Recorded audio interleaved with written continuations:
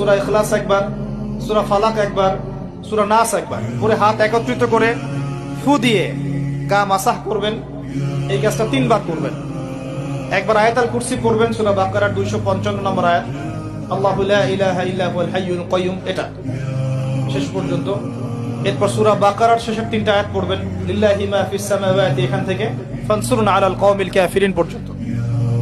তারপর ডান কাতে পাশ ফিরবেন, বলবেন আল্লাহুম্মা বিইসমিকা আমুতু ওয়া আহইয়া।